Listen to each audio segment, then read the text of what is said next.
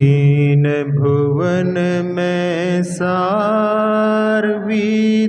राघवे जानता, शिव स्वरूप शिवकार नमः त्रयोग संहारिके। 5 ढालें पूर्ण हुई। अब 6वीं ढाल प्रारंभ होती है, जिसमें दोनों प्रकार के चारित्र का वर्णन किया है। एक सकल चारित्र जो व्यवहार चारित्र होता है, और उसके बाद में जब मुनिराज शुद्धोपयोग में लीन होते हैं तो अपने स्वरूप में आचरण करते हैं, वो स्वरूपाचरण चारित्र का भी वर्णन इस ढाल में किया है। तो सबसे पहले मुनिराज के जो 28 मूल गुण होते हैं उनका वर्णन करते हुए पंडित दौलत राम जी प्रारंभ करते हैं।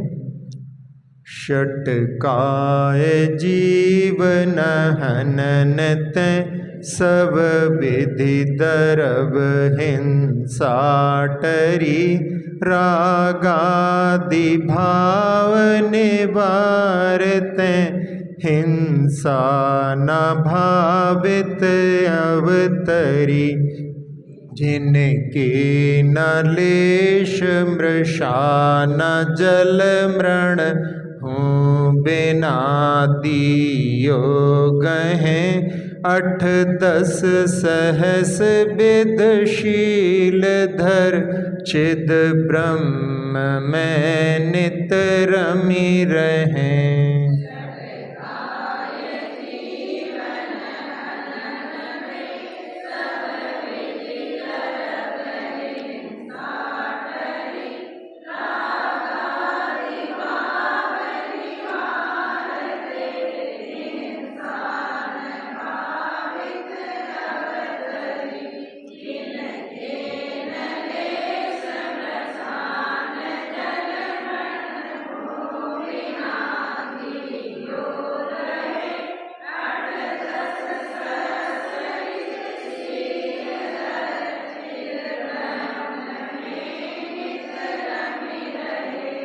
हाँ, यहाँ पर दौलत राम जी कह रहे हैं, सबसे पहले अहिंसा महाव्रत का लक्षण बतलाते हुए कि जो षटकाय के जीवों का कभी भी हनन नहीं करते, हिंसा नहीं करते।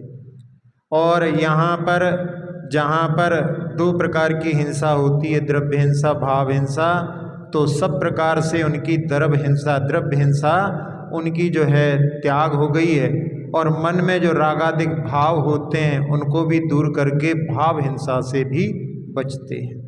किसी के मारने का भाव करना मन में, वो भाव हिंसा है, और किसी की पिटाई कर देना वो द्रव्य हिंसा होती है। तो इस प्रकार से वो दोनों प्रकार की हिंसा से रहित होते हैं, उनका त्याग करते हैं। और जहाँ महाव्रत के बाद में, जहाँ पर पहले अपन 6 काय के जो जीव हैं उनके बारे में जानते ही हैं, 5 स्थावर और 1 त्रस।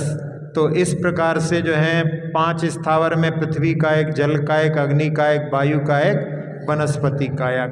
तो इन सब जीवों की और त्रस जीवों की विराधना से रहित जो रहते हैं वो महाव्रती अहिंसा महाव्रत कहलाता है। जो सत्य महाव्रत, तो उसमें जिनके न लेश मृषा, यानी लेश मात्र भी जो झूठ नहीं बोलते। कि कोई आकर के पूछे कि यहाँ से महाराज से कि यहाँ से कोई गाय निकली है। अब महाराज अपने सत्य महाव्रत की रक्षा के लिए उन्होंने देखा कि यहाँ से गाय निकली है, कोई दूर से आ रहा है, तो वो बैठे हुए थे, खड़े हो गए। और उसके बाद में उसने पूछा कि यहाँ से गाय निकली है, तो महाराज ने कहा है जब से मैं खड़ा हूँ तब से तो यहाँ कोई नहीं निकला। तो खड़े हो गए। उस समय से पूर्णता जो है वहाँ पर ये भी ध्यान रखा कि ये भी नहीं बोलना। वैसे वो भी वहाँ पर जीव की रक्षा के लिए बोला गया, जो झूठ है वो भी सत्य है, लेकिन फिर भी उसको भी बोलने की आवश्यकता ना पड़े, इस प्रकार से वो वहाँ पर। तो कई बार जो है कुछ ऐसी जो है, कुछ ने किसी व्यक्ति ने अपने हाथ में कि हमारे हाथ में क्या है बताओ, तो उस समय में वो कहता है कि इसमें कोई पक्षी है छोटा सा, जिंदा है कि मरा हुआ है। तो यदि उस समय में बोल दें कि ये जिंदा है तो उसको दबाने में कितनी सी देर लगेगी, इसलिए वहाँ पर बोल दिया कि वो मृत है। और जैसे ही बोलते हैं मृत तो वो उसको उड़ा देता और कहता देखो आप झूठ बोल रहे हो। तो कह ले हमारा ये झूठ भी जो है सत्य से बढ़कर है, जिसमें कि हम जीव के रक्षा के भाव रखे हुए हैं। तो जिनका जो है लेश मात्र भी झूठ नहीं होता, और जिसके बारे में अपन ने पहले भी थोड़ी चर्चा की थी, जहाँ श्रावक का जो कुछ भी दूसरों का जो जहाँ जल और मिट्टी को नहीं लेता, तो यहाँ पर जो है यहाँ पर जल मृण हो बिना दियो गए, तो बिना दिया हुआ यानी अपने कमंडलों में जैसे श्रावक के बीच में है तो वहाँ पर कोई जल ला करके दे तो ही उसको ग्रहण करेंगे, वैसे जो है जल को कहीं से नहीं लेंगे। लेकिन हमने बताया था उसमें कहीं पर जैसे जहाँ झरने का पानी गिर रहा हो, प्रासुक हो रहा हो, जंगल में महाराज हैं, कमंडल में जल नहीं है, तो उसका भी प्रयोग कर सकते हैं। और साथ ही साथ में मोर के पंख भी ले सकते हैं, और कमंडलू आदि यदि क्षतिग्रस्त हो जाए तो उसमें अलाबू यानी तुम्बी आदि को भी ग्रहण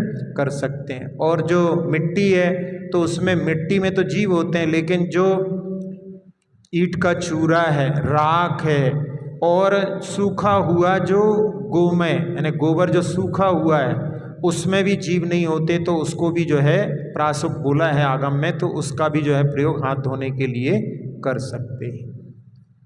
जो गाय का जो जंगल में गोबर गिरता है जिसको कोई नहीं उठाता, वो जो है उसको बोलते हैं उसमें जीव उत्पन्न नहीं होते। आप लोग घर में जो कंडा बनाते हो उसमें जीव उत्पन्न हो जाएंगे, लेकिन जो अपने आप गिरा हुआ जो सूख जाता है ना, उसमें जीव उत्पन्न नहीं होते। तो उसका प्रयोग जो है क्योंकि उसमें हिंसा नहीं होती, तो उसका प्रयोग जो है मतलब जो आप बाटी आदि बनाते हो उसमें भी यानी व्रतियों के लिए भी उसका प्रयोग कर सकते, क्योंकि उसमें जीव का घात नहीं होता।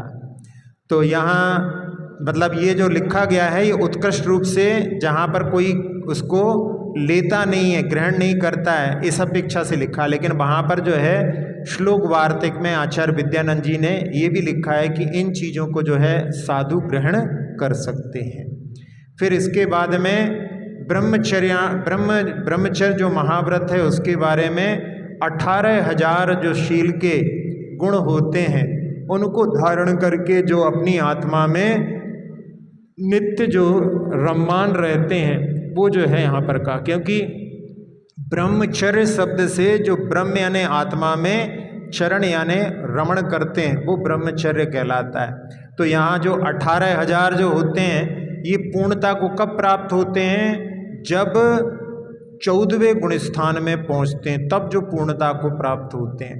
तो उन 18,000 जो होते हैं उनके बारे में अपन देखें तो पृथ्वी कायक, जल कायक, अग्नि कायक, वायु कायक, वनस्पति कायक, और वनस्पति में ही एक साधारण होते हैं। फिर 2 इंद्री, 3 इंद्री, 4 इंद्री, 5 इंद्री, ये हो गए 10 भेद।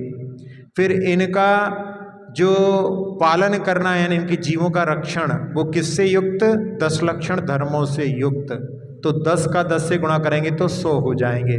फिर 5 इंद्रियों के जो कार्य हैं उनमें भी उनका जो है विराधना ना हो, इस प्रकार से, तो ये हो गए 500। फिर इसमें 4 प्रकार की संज्ञाएं होती हैं, तो आहार, भय, मैथुन, परिग्रह, इनके दोषों से रहित, तो ये हो गए 2000। फिर इसके बाद में मन से, वचन से, काय से, इन सब से जो है इनकी विराधना से रहित होते हैं, तो वो हो गए 6000। और फिर उसमें कृत कारित अनुमोदना से रहित, ऐसे जो हैं 18,000 शील के जो हैं जो गुण होते हैं, जिसकी पूर्णता 14वें गुण स्थान में होती है, लेकिन भावना जो है उनकी पूर्णता पालन करने की सभी साधुओं की होती है। अब आगे जो बचे हुए हैं और साथ में समितियों का भी वर्णन आगे आ रहा है। अंतर चतुर्दश भेद बाहर, संग 10 दातें टलें, परमाद तज चौकर मही लखी, समितिरियातें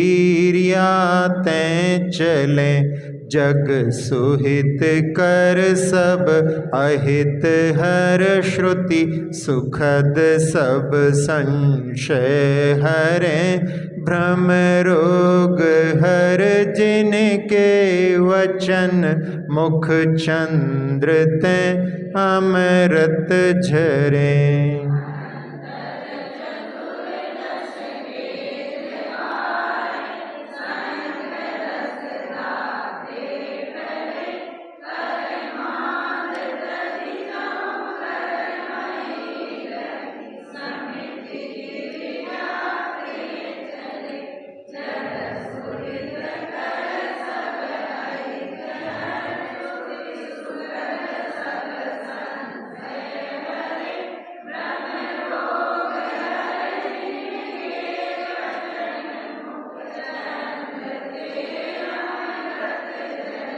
हाँ, अब परिग्रह त्याग महाव्रत के लिए कह रहे हैं कि जो अंतरंग में 14 प्रकार के, तो उसमें मिथ्यात, कषाय और 9 कषाय, ऐसे जो हैं 14 अंतरंग परिग्रह होते हैं। और बाहर में 10 प्रकार के परिग्रह होते हैं जो क्षेत्र, वास्तु, हिरण्य आदि होते हैं, उन सब से जो वो रहित होते हैं।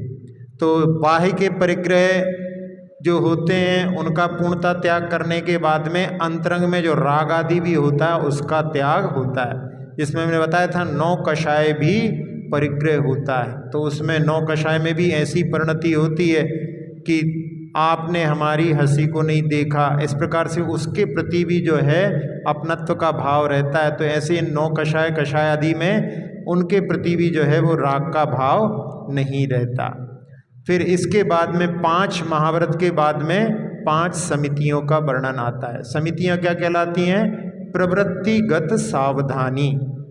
जो भी अपनी प्रवृत्ति होती है उसमें अपन यदि देख करके यदि कार्य करें, वैसे दिन भर में अपन क्या करते हैं, खाना पीना होता है, बोलना होता है, चलना होता है, इधर उधर घूमना होता है, कोई चीज़ों को रखते उठाते हैं और मल मूत्र का विसर्जन, दिन भर में यही कार्य होते हैं। तो इन सब में जो है प्रवृत्तियों में सावधानी पूर्वक हर कार्य को करना, जिससे कि जीवों की विराधना ना हो, तो वो जो है समितियां कहलाती हैं। तो इसमें सबसे पहले ईरिया समिति के बारे में दिया है। क्या लिखा कि प्रमाद को छोड़ करके, यानी देख करके अच्छी तरह से, चौकर मही लखी। चौकर जो है आपके आटे में भी निकलता है, उसको भी चोकर बोलते हैं, लेकिन यहाँ पर चौकर यानी जो 4 हाथ। अब हाथ जो होता है पूरा जो है हाथ कहलाता है।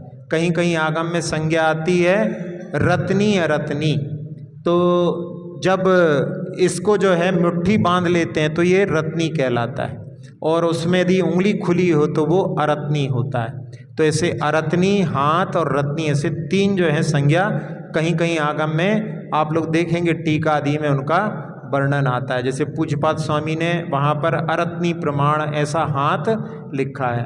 तो चौकर मखी यानी 4 हाथ को जमीन देख करके चलते हैं। अब एक हाथ जो होता है उसमें कितने 24 अंगुल होते हैं, और दो जो हैं वितस्त, इस मिला करके एक हाथ बनता है। तो इस प्रकार से 4 हाथ जमीन देख करके चलते हैं, क्योंकि चलते समय में ज़्यादा निकट भी देखेंगे तो दूर के जीवों को अपन नहीं देख पाएंगे, और ज़्यादा दूर देखेंगे तो पास के जीवों को। इसलिए 4 हाथ जमीन देख करके चलने में वहाँ पर पूरे जीवों का जो है निरीक्षण हो जाता है। और जब चलते हैं तब उस समय में क्यों चलना ये भी ध्यान रखना। तो उस समय में चलते समय में मार्ग शुद्धि, यानी मार्ग भी अच्छा होना चाहिए। ऐसा नहीं कि हरी घास हो तो उस पर चल नहीं सकते, तो मार्ग शुद्धि होना चाहिए। फिर उद्योत शुद्धि, यानी प्रकाश भी हो। प्रकाश का मतलब सूर्य का प्रकाश, जो दिन का प्रकाश है उसमें जो है महाराज चलते हैं। अब कुछ ऐसी विडंबना है कि अब कई साधु जो हैं रात्रि में भी जो है, यानी कि सुबह सुबह कई बार जो है पेपर में पढ़ने आया कि एक्सीडेंट हो गए। कितने बजे? 5 बजे, सुबह 5 बजे अंधेरे में एक्सीडेंट हो गया। तो ये जो है सही नहीं है। एक बार एक महाराज जी सुना रहे थे कि हम लोग सुबह सुबह उठ करके आचार्य भक्ति नहीं कर पाए थे, और एक महाराज जी 10-15 किलोमीटर से चल करके आ गए। तो हमने पूछा कि मार में कलेर, वो तो जीटी रोड थी, वहाँ पर क्या, वहाँ तो सब प्रासुकी रहता है। ऐसे जो है मतलब, लेकिन ये आगम की जो है आज्ञा का पालन नहीं है। तो इस प्रकार से यहाँ पर 4 हाथ जमीन देख करके चलना है, तो उद्योग शुद्धि होना चाहिए। और साथ साथ में उपयोग शुद्धि, यानी अपना मन भी उसमें नीचे देखने के लिए लगा हो। यदि बातें करते हुए चलेंगे, बहुत ज़्यादा बातें करो, थोड़ी बहुत जो है कोई चलती रही तो उसमें ध्यान इतना नहीं है, लेकिन पूरी समय बातें ही बातें करते रहो तो फिर उपयोग शुद्धि नहीं। और साथ साथ में पाठ भी कुछ सोचो अपन कर लो। तो एक बार आचार्य श्री ने कहा था कि इसमें केवल णमोकार मंत्र जो एक ऐसा है, क्योंकि अपनी सांसों पर चढ़ा रहता है, उसमें ज़्यादा उपयोग नहीं लगता, इसलिए उसका तो पाठ कर सकते हैं। कोई माता जी ने बताया कि दक्षिण में अभी हम यात्रा करके आए, एक जगह से चलते थे और अगली जगह तक जो है एक शास्त्र पूरा हो जाता था। तो आचार्य श्री ने कहा नहीं, बड़े बड़े ग्रंथों का पाठ चलते हुए नहीं करना चाहिए, क्योंकि उसमें उपयोग की शुद्धि का पालन नहीं होगा। तो ऐसा, तो इस प्रकार से मतलब जहाँ चल रहे हैं वहाँ पर उपयोग शुद्धि और आलंबन शुद्धि। किस लिए जाना, ऐसा नहीं कि बिना प्रयोजन घूम रहे हैं। तो हमारे यहाँ भगवान की वंदना के लिए, शौच के लिए, आहार के लिए, तीर्थों की यात्रा के लिए, इनके लिए तो जो है वंदना के लिए ऐसा जो है मतलब आलंबन लेकर के उनका यदि करते हैं तो वो जो है सही समिति होती है। तो ईर्य समिति के लिए इतनी जो है इस प्रकार से विचार करके उनका पालन करने के लिए कहा है। अब इसके बाद में दूसरी जो है कौन सी है, भाषा समिति, जिसमें हित मित प्रिय बोलते हैं। तो यहाँ पर कह रहे हैं कि जग के लिए जो हितकारी हो और सबका अहित को हरने वाला और जो सुनने में अच्छा लगे और सबके संशय को हरने वाला हो और भ्रम रोग हर जिनके वचन, यानी मिथ्यात्व को हरने वाले जिनके वचन ऐसे जो हैं जिनका मुख चंद्रमा के समान, जैसे चंद्रमा से चांदनी झरती है तो ऐसे जो है उनके मुख रूपी चंद्रमा से अमृत झर रहा हो, ऐसी जो है मुनिराजों की वाणी होती है। जिस वाणी को जिसमें देशना लब्धि में सम्यक दर्शन के लिए कारण भी बन जाती है। तो ऐसी जो है वाणी मुनिराजों की होती है, वो भाषा समिति कहलाती है। जब आचार्य से कोई शिष्य और शिष्या ने पूछा कि हम तो सब अपनी परेशानी आपको सुना देते हैं, आप अपनी परेशानी, अब आपके गुरु तो है नहीं तो आप अपनी परेशानी किसको सुनाते हो, आप अपने शरीर की तकलीफ आदि होती है आप किसको सुनाते हो। तो आचार्य जी ने कहा अपनी हो तो सुनाएं। समझ में आया नहीं आया, भेद विज्ञान के माध्यम से कि जहाँ कहते हैं न में मृत्यु कुतो भीति न में व्याधि कुतो व्यथा, ये व्याधि जो है शरीर की है, अपनी हो तो सुनाएं मतलब शरीर की व्याधि हमारी नहीं है, ऐसा जो है उपदेश उनका। तो ऐसे जो अमृत के वचन सुन करके सबके मन में जो है ऐसा भाव आता है कि उसके माध्यम से भेद विज्ञान को वो प्राप्त करके अपनी आत्मा में लीनता का प्रयास करते हैं। 40 दोष विनाश कुल श्रावक तने, घर अशन को ले तप बढ़ावन हेतु नहीं तन, पोषते तजी रसन को शुचि ज्ञान संयम उपकरण, लखी के गहें लखी के धरें, निर्जंतु थान विलोक तन मल, मूत्र श्लेषम परिहरें।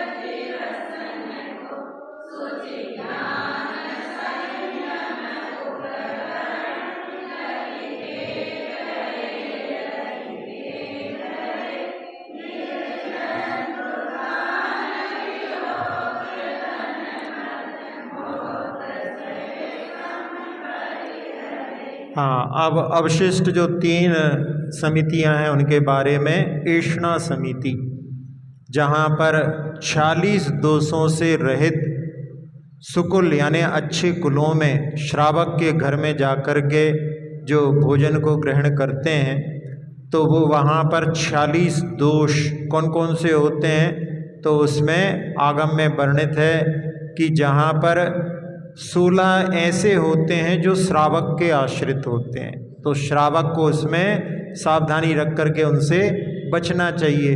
तो उसमें उनको कहते हैं उद्गम दोष। जैसे महाराज आ गए हैं, उसी समय में कोई सामान जो है ऊपर रखा है तो नसेनी आदि से ऊपर चढ़ करके उतार रहे हैं, तो उसमें यदि कोई गिर पड़े वगैरह ऐसा करके तो परेशानी हो सकती है। तो वो ऐसा कार्य, कोई चीज़ जो पैक बंद थी सील आदि, उसी समय में खोल रहे हैं ऐसा करके, तो ये उद्भिन्न दोष कहलाता है, उसको मालारोहण दोष कहते हैं। ऐसे दोष जो होते हैं वो श्रावक के आश्रित होते हैं, तो उनसे जो है बचना चाहिए। ये श्रावक के निमित्त से होते हैं, इसलिए इनको उद्गम दोष कहा जाता है। फिर 16 होते हैं जो उन आहार के लिए, उत्पादन के लिए यदि किए जाते हैं तो वो साधु के निमित्त से होते हैं, जिसमें पूर्व स्तुति पश्चात स्तुति, यानी कोई जो है श्रावक, अरे तुम तो बहुत कुशल हो आहार आदि देने में, ऐसा करके उसकी स्तुति कर दी, तो वो जहाँ मन नहीं था चौका लगाने का, महाराज ने प्रशंसा कर दी तो चौका लगाओ ऐसा करके, और पश्चात में भी उसकी के जो है मतलब इस प्रकार से प्रशंसा की कि आगे भी व्यवस्था बनी रहे। तो ये पूर्व स्तुति पश्चात स्तुति आदि जो दोष यानी इस प्रकार के जो दोष होते हैं वो 16 उत्पादन दोष कहलाते हैं। फिर इसके बाद में 10 जो दोष होते हैं उनको ऐषण दोष कहते हैं। तो उसमें दायक आदि दोष दिए जाते हैं, जैसे कोई व्यसनी है वो आहार देने आ गया तो महाराज को यदि ज्ञात है तो उससे आहार नहीं लेंगे, या जहाँ पर जो गर्भवती महिलाएं होती हैं वो 5 माह से ऊपर जिनका रहता है वो आहार नहीं देते। तो इस प्रकार से जो है ये दायक दोष आदि भी सब इसी में 10 ऐषण दोष के अंतर्गत आते हैं। जैसे हाथ गीले हैं, तो वो हाथ गीले हैं तो उस समय में कई बार होता है वो ग्रास आदि जो है लेने की कोशिश करते हैं, तो वो उस समय में अपने लिए ध्यान रखना चाहिए। जब हाथ नहीं सूखे हैं तब तक उस हाथ में जो है कुछ मतलब कुछ चिपका हुआ हो सकता है, क्योंकि गीले पानी के साथ में कुछ लग गया वगैरह, इसलिए उसको लिप्त दोष, इसको जो है ऐषण दोष के अंतर्गत रखा जाता है। फिर 4 दोष होते हैं जो अंगार, यानी कोई चीज़ अच्छी लग रही है तो उसको बहुत राग पूर्वक यदि खाते हैं तो वो अंगार दोष कहलाता है। फिर धूम दोष, जिसमें श्रावक की जो है बाद में जो है गुस्सा आदि करते हैं तो वो धूम दोष कहलाता है। संयोजन दोष, जिसमें ठंडे गर्म में मिला दिया तो वो संयोजना दोष कहलाता है। और प्रमाण दोष, जितना लेना चाहिए आहार उससे जो ज़्यादा यदि आहार लेते हैं तो वो प्रमाण दोष कहलाता है। तो इस प्रकार से ये 46 दोष होते हैं। और 32 अंतराय होते हैं, जिसमें कोई रोक दे तो फिर जो है साधु पड़गान के लिए निकला है, यानी आहार के लिए निकला है, और पड़गान करने के पहले ही कोई रोक दे कि यहाँ नहीं जा सकते ऐसा करके, जैसे कल अपन पढ़ रहे थे ना सुकौशल मुनि की कथा में, तो उस समय में उनके राजा जो मुनिराज थे आए थे वहाँ पर, उनको रोक दिया, नगर से निकाल दिया। तो वो जो है जब ऐसा होता है तो फिर उस समय में वो आहार का त्याग कर देते हैं। तो ये होता है। इसी प्रकार से जो कभी कोई रुदन करने लगे तो उस समय में जो है वो ये भी जो है अंतराय के लिए कारण बनता है। तो ऐसे जो दोष होते हैं ये 32 अंतराय के अंतर्गत आते हैं। तो यहाँ जहाँ मुनिराज आहार के लिए ग्रहण करते हैं श्रावक के यहाँ पर, और उसमें कह रहे हैं कि ले तप बढ़ावन हेतु, यानी तप की वृद्धि के लिए, अपने आवश्यकों के पालन के लिए उनको ग्रहण करते हैं, और अपने शरीर को पुष्ट बनाने के लिए और उसमें यानी रसना का, इंद्रिय का विषय ना बना करके उनको ग्रहण करते हैं। फिर इसके बाद में अगली समिति है आदान निक्षेपण समिति। आदान निक्षेपण समिति में जहाँ कोई चीज़ को ग्रहण करते हैं, रखते हैं, तो उस समय में उसका परिमार्जन करके करते हैं। श्रावक लोग भी ध्यान रखते हैं, कई बार होता नहीं तो फिर बाद में आकर के प्रायश्चित के लिए कहते हैं कि महाराज ऊपर जो है कोई सामान रखा था भारी, उसके नीचे कोई कीड़ा कोई जीव दब गया, तो ऐसा जो है होता है। तो उसमें देख करके रखने और उठाने में इसके माध्यम से जो समिति होती है वो आदान निक्षेपण, अपने आप को भी जहाँ बिठाते हैं वहाँ पर उसको भी देख करके, जो इस समिति का जो है पालन करने से बहुत जो है मतलब जीवों की रक्षा हो जाती है। एक बार हम ब्रह्मचारी अवस्था में द्रोण गिर गए थे, और वहाँ पर नीचे जो गुरुकुल वगैरह कुछ बना हुआ है वहाँ से पहाड़ दिखता है। तो शाम के समय सोचा कि आचार्य भक्ति यहीं से बैठ करके करते हैं, और एक मंच बना हुआ था, उस पर एक तखत डला हुआ था, तो उस पर चढ़ गए। तखत पर जो है बैठने ही वाले थे, उस पर चटाई डली हुई थी। फिर मन में आया कि इस चटाई के नीचे देख तो लें, और जैसे ही चटाई को उठा करके देखा तो वहाँ पर हजारों लाल लाल रंग के बड़े बड़े चींटे वहाँ पर जो है चल रहे थे। अब वो जहाँ रखा हुआ था, कई दिनों से रखा होगा, बरसात भी हुई होगी, बीच चतुर्मास के बीच में गए थे, बरसात भी होगी, धूप और आदि उसके कारण में योनि स्थान बन जाते हैं, जीवों की उत्पत्ति हो जाती है। तो उस दिन का दृश्य जो है दहल जाते हैं, अभी सोचते हैं उस बारे में कि यदि उस पर बैठ गए होते तो एक साथ ढेरों जो है वहाँ पर जीव थे। तो ऐसी जो है स्थिति बनती है। एक पूर्व के जो है एक आचार्य हुए हैं, उनका पूर्व में जब अपने घर में थे तो एक बार उनके पिता ने उनको बुलाया, पास में पहुँचे और धम्म से ज़मीन पर बैठ गए। तो पिता ने गुस्से में कहा कि श्वान भी होता है ना, जहाँ बैठता है वो अपनी पूंछ से साफ करके बैठता है, तुम में इतनी भी अकल नहीं है। जब ऐसे शब्दों का उच्चारण किया तो उस समय में उन्होंने संकल्प कर लिया कि अब मैं आगे भविष्य में पिच्छीधारी बनूंगा, जिससे कि हर जगह जब बैठूंगा तो पिच्छी लगा के बैठूंगा। यानी उस बात को, कई लोग होते हैं तो उसमें रुष्ट भी हो सकते हैं, लेकिन उन्होंने उस समय में संकल्प कर लिया। तो ऐसा जो है आदान निक्षेपण समिति का जहाँ पर प्रयोग करते हैं उससे अपना रक्षण होता है। जीवों का रक्षण अपन करते हैं, लेकिन जीवों का रक्षण तो जो है उनके अपने आयु कर्म पर जो है आधारित है, लेकिन मुख्यतः से उससे अपना रक्षण होता है। इसलिए चलते समय में, जहाँ बैठते रखते उस समय में अपने आप को बचाने का जो है अपने लिए पुरुषार्थ करना चाहिए। और इसके बाद में आखिरी जो है प्रतिष्ठापन समिति है, तो उसमें जहाँ जो जीव से रहित स्थान, ऐसे प्रासुक स्थान पर अपने मलमूत्र आदि का जो विसर्जन किया जाता है उसको प्रतिष्ठापन समिति कहा जाता है, या इसको वित्सर्ग समिति भी बोलते हैं। तो उसमें कहाँ होना चाहिए, तो उसके लिए स्थान के लिए लिखा है वो दूर हो, गूढ़ हो, गूढ़ का अर्थ है ना कोई देख नहीं सके, और अच्छा बड़ा हो, और साथ साथ में किसी का विरोध ना हो, ऐसा स्थान पर जाकर के इस कार्य को संपादित करने के लिए आगम की आज्ञा है। अब इसमें जो पिछी से जो है परिमार्जन करते हैं, पिछी को उठाते हैं, पिछी से अभी जैसे आदान निक्षेपण समिति में बतला रहे थे, एक बार आचार्य जी कह रहे थे कि जब पिछी को अपन सुबह सुबह उठाते हैं तब उस समय में उस पिछी को परिमार्जन किए बिना उठाना पड़ता है। पहली बार जब सुबह उठ करके जब पिछी को उठाओगे तो बिना पिछी का थोड़ी कोई परिमार्जन किसी दूसरी पिछी से करोगे, नहीं तो क्या करेंगे, एक पिछी को उठाना है तो दूसरी पिछी रखो उसके लिए परिमार्जन के लिए, फिर उसको उठाना है तो तीसरी पिछी रखो। तो इसी को बोलते हैं अनवस्था दोष। कल आया था उसमें कि यदि इस सृष्टि को ब्रह्मा ने बनाया है तो ब्रह्मा को किसने बनाया है, तो फिर उसको किसने बनाया है, तो अनवस्था दोष को भी इसके माध्यम से अपन समझ सकते हैं। तो ऐसा होता है। तो जहाँ पिछी का जो प्रयोग किया जाता है उसमें जो सबसे पहले जो सुबह सुबह अपन उठाते हैं तो उसमें में उसका जो है निरीक्षण करके उसको उठाना है, लेकिन उसका परिमार्जन करना संभव नहीं होता। तो ये यानी संभव नहीं है उसका, ये अशक्य का अनुष्ठान है, जो संभव नहीं है उसको इसी प्रकार से करना पड़ता है। जैसे इसी में एक बार एक प्रसंग जो है आचार्य जी के साथ में हम सोच के लिए जाते थे, तो उस समय में एक दिन ऐसा हुआ कि कमंडलू का जब जल हाथ में लिया तो उस समय में चींटी जो है जल में आ गई।